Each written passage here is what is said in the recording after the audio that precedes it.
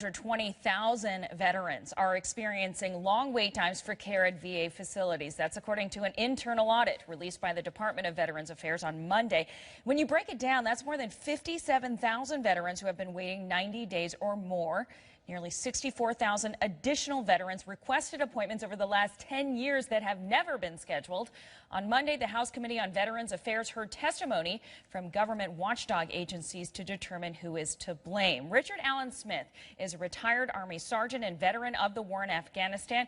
He was also a member of the digital communications staff at the Department of Veterans Affairs. He joins us from Washington, D.C. this morning. Mr. Smith, thanks for being with us, first of all. Based on your experiences with the VA, are you surprised by any of the findings of the various investigations and audits so far? I'm not terribly surprised. One thing to keep in mind to put this in perspective is this number. The VA system is a system that it's the largest healthcare network in America, has over 10 million enrollees, so this represents about 1% of those enrollees. But that's still too many. And there is a bureaucracy problem, a cultural problem within VA that needs to be addressed. That's important to put into context, that it's a relatively small number, but still thousands of veterans. What should people be more disturbed by? The fact that veterans are waiting so long to get doctor's appointments, or the fact that the audit found that 13% of schedulers at the VA falsified appointment dates to make it look like the vets had been seen sooner? I think it's the falsification. Like I said, this is a relatively small number, though I'm sure that doesn't help the people that are actually affected to hear that.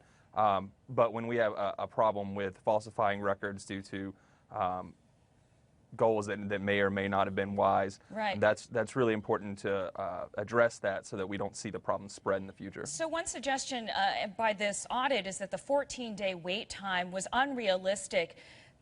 Does scrapping that make it any more likely that veterans are going to get great medical care and see doctors earlier? I think in the near term, yes, but I think we do need a goal in the long term. We need to get through this slog of folks that have been waiting for a long time. I think General Shinseki even acknowledged this before he resigned, is that he made a mistake of assuming integrity. When you're in a military organization and you're given a mission, you either complete the mission with what you're given or you let your superiors know that you need more. And what we've seen, I think, is that that wasn't happening in VA. We were the staff at the medical centers were given the mission of 14 days, and when it was something that they couldn't reach, instead of letting hire know, hey, we need more doctors, more nurses to get this done, they started cooking the books instead. And part of that was also the bonuses that were offered for meeting these goals. The root cause, I've heard over and over, is the growing number of aging veterans that need medical care and not enough medical staff, including doctors. Is enough being done to address that? I don't think there is, and I think the Senate bill that's in play now in Senator Sanders' committee is a good way to address that. And I'm glad you bring that up, because it's important that a lot of the folks that have been grandstanding about this issue also are the same folks that blocked the legislation earlier this year that would have hired more medical staff and provided money for construction of new medical centers that could help alleviate problems like this. What specific folks are you talking about?